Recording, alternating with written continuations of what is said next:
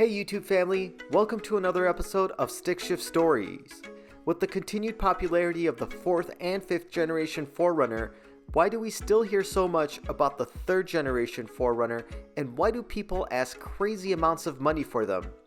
Well, stay tuned because today we're going to be taking a look at the 3rd generation Toyota 4Runner, and we want to know if it's any good and if it's worth your money. The 4Runner's history dates all the way back to 1984 and a half, with the introduction of the N60 generation in the United States. This vehicle had heavy influence from the Ford Bronco and Chevrolet K5 Blazer, as all of these vehicles were short bed trucks with removable fiberglass shells. The 2nd generation 4Runner was introduced for the 1990 model year with a 4-door and 2-door configuration available. The 2-door models were pretty rare as the 4-door sold in much greater numbers. The 2-door no longer offered a removable fiberglass topper. Instead, the body was now a one-piece unit made completely out of metal. The 2-door model was dropped after the 1992 model year in the USA. The 3rd generation 4Runner debuted as a 1996 model and was developed under Project Chief Masaaki Ishiko. The 3rd gen no longer used any body parts or frame from Toyota's compact pickup trucks. It now sported an all-new body design that was a direct evolution of the 2nd gen 4Runner aesthetic. The 1996 4Runner was very handsome and immediately recognizable as a Toyota product. The front and rear fender flares are embellished along the profile of the vehicle, providing a tough, off-road-centric look. The front end is all business with large headlights, a prominent grille with the Toyota emblem displayed front and center, along with a beefy front bumper. The rear end design mimics the clean aesthetic of the front. Vertical taillights, a large rear bumper, and smooth lines provide a clean, holistic look. One feature that truly stands out is the rear tailgate with a power window that comes down for ventilation or to carry long objects. This spotter's guide will help you take note of all of the changes to the front end of the vehicle from 1996 all the way through 2002. The biggest change occurred in 1999 with the use of bigger bumpers for crash regulations. There was subtle revisions along the way, including a grille change in 2001. Designers wanted the cabin to be roomier and offer better utility than before, so Toyota engineers made refinements where they could. The cabin height, front hip point, floor height, and front and rear door openings were revised to help aid ingress and egress of the vehicle. Some standard features included a nice, deep pile carpet, fabric headliner, power rear window, and tinted glass. The seats were designed to be more comfortable and supportive. The HVAC controls sat on top of the radio controls with all of the buttons well marked and easy to use. Plastic quality was high with a nice finish and good texture. Gauges were well designed and easy to read at a glance, while the center console's deep storage pocket and e-brake was a nice change from the previous model. Note that the 99 and newer models also incorporated 2 cup holders in that area. There was also a nice footwell air vent placed under the steering column. For its size, the 4Runner features a large cargo area and has fold-down rear seats to help aid in carrying cargo or longer objects. This handy rear heater also makes the rear passengers more comfortable during cold weather. 1999 and newer limited models offered this really nice automatic climate control system with a digital display. It was a step up from the rotary dials found on the SR5 and lower trim models. Overall, this no-nonsense interior has stood the test of time, and it still looks good today and is definitely hard-wearing.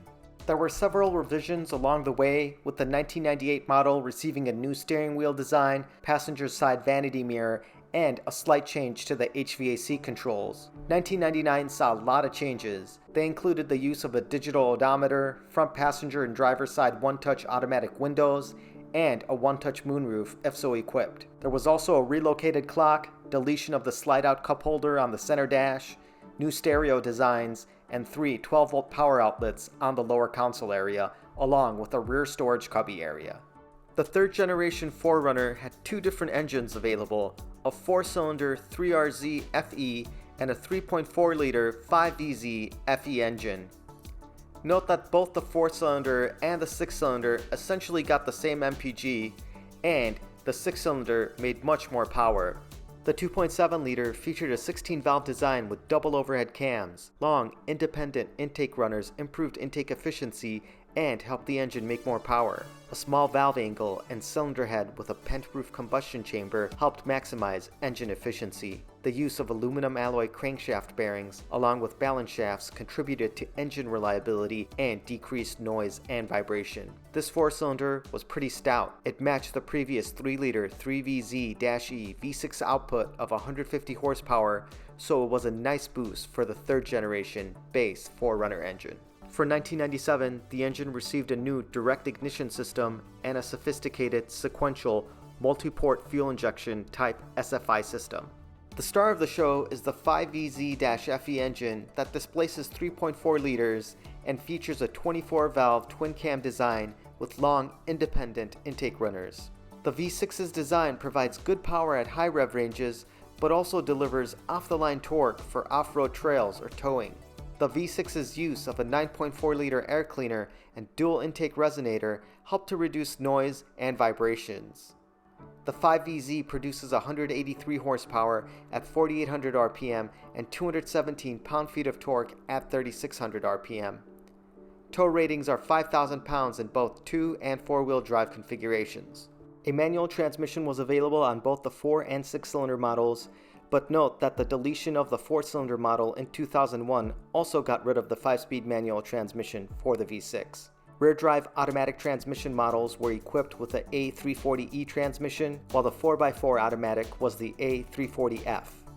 There were 3 models available with the 3rd Gen 4Runner, the Base, the SR5, and the Limited, and here's a generalized short list of some of the options that came standard on these. This is not a comprehensive list. One unique option that was available was on the SR5 with the SX or SP package, and that was essentially the Highlander or Sport Edition package, and it gave you some really cool features like a hood scoop and a locking rear differential if so equipped. There were a lot of different color combinations available based on model year. One of my favorites is the Imperial Jade Mica. Other options available include a power tilt slide glass moonroof, a leather package, and extra value packages based on the model that you would purchase. There was also an option of the 265/70 R16 tires on 16-inch aluminum alloy wheels, which did require the chrome wheel arch moldings or the color-coordinated fender flares. The 3rd Gen 4Runner's wheelbase was extended by 2 inches along with extending the side rail cross-section on the frame. The side rail bending rigidity had been strengthened for improved steering stability and more precise suspension movement. The dual front suspension cross members had been incorporated, improving suspension action by strengthening lateral rigidity during cornering and longitudinal rigidity during braking. This all resulted in a more comfortable ride, especially when off-road. The front and rear suspension travel and tread width had been increased compared to the 2nd generation 4Runner. The 4Runner's front suspension consisted of a coil spring double wishbone design, and the lower arms used a cross-section structure that added strength while reducing unsprung weight. The rear suspension is a 4-link coil spring design that was made specifically for the 4Runner model. With all these revisions for the 3rd Gen 4Runner, the rear suspension increased its travel by 1.6 inches on 4-wheel drive versions, and engineers added 1.5 inches of front suspension travel as well.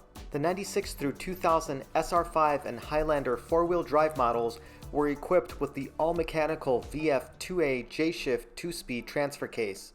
This was a part-time 4-wheel drive system without a center differential.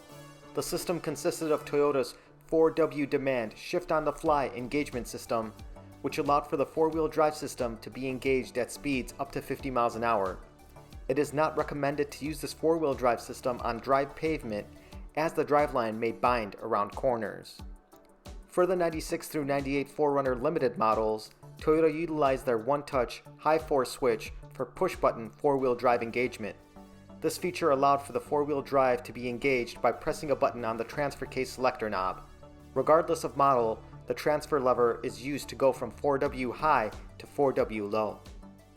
In 1999, the Limited's 4x4 system was updated to use a new VF3AM transfer case, which contains a center differential mechanism. The VF3AM allows for the use of multi-mode 4-wheel drive, enabling part-time 4-wheel drive that switches between 4-wheel drive and 2-wheel drive mode as necessary, and full-time 4-wheel drive. You can consider the multi-mode 4-wheel drive as a full-time all-wheel drive system with 2-wheel drive capability. Driving with the new multi-modes all-wheel drive system applies power evenly to all 4 wheels. With the use of the locking center differential and 2-speed transfer case, the front and rear axles are locked together for better grip in low traction situations. The 1996 through 2000 4Runners were available with a rear differential lock that locked the rear wheels to aid in situations where traction was of vital importance. All 2001 through 2002 4x4 models use the multi-mode 4-wheel drive system with the one-touch high-force switch. The optional electronic rear differential lock had been discontinued, as well as the manual transmission. Introduced was A-Track for 2001, Toyota's version of active traction control, as well as ABS with electronic brake force distribution, and VSC, which is vehicle skid control, along with a hydraulic brake booster. The dashboard now also housed the center differential lock switch, so the lock could be engaged using the button as opposed to the 4-wheel drive shifter. This chart will show you all of the different configurations available based on trim and model year. If you're looking to purchase a 3rd Gen 4Runner, there are some things to be mindful of. Check for the strawberry milkshake symptom on automatic equipped trucks. The coolant and transmission fluid can amalgamate due to the deterioration of the coolant pipes inside the radiator. This issue can cause complete transmission failure. It's best to replace the radiator and bypass the factory cooler for an auxiliary transmission cooler. In very hot climates, owners have used both the radiator transmission cooling and an auxiliary unit. Be mindful of body and frame rust. Like many other vehicles, the frames can rust if exposed to salt or other chemicals. And unlike the recalls for the Tundra, Sequoia, and Tacoma frames, there was no 3rd Gen 4Runner frame recall, as the 3rd Gen 4Runner frame was made by Toyota in Japan, not by Dana Corp in the USA. Lower ball joints are a known issue. It is recommended to change this preemptively, but no longer than 100k miles. If the LBJ fails, it could cause a deadly crash, as a front wheel will likely be dangling. The 5EZFE will require a timing belt every 90 to 100,000 miles. Lots of owners don't change these on the scheduled interval, so if you're buying one used and the belt hasn't been changed, consider changing it soon after purchase. The V6 also has a tendency to develop a valve cover gasket leak around 120 to 150,000 miles. Replacing the gaskets is a DIY job. If the dash clock is not working or only working intermittently, then you may need to remove it, open it up, and resolder some joints on the board. Finally, check the vehicle for rear axle seals. These can give way around 120 to 150,000 miles. This repair is labor intensive, and a shop may charge around $1,000 to $1,500 to do the job. It can be DIY'd, but will require several hours to complete. After all of this information, what's my verdict on the 3rd generation Toyota 4Runner? Well, I give this truck a 9.5 out of 10 burnouts. Yes, I feel it's that good. It's reliable, it's very capable off-road, and there's a large community of like-minded enthusiasts that love their 4Runners.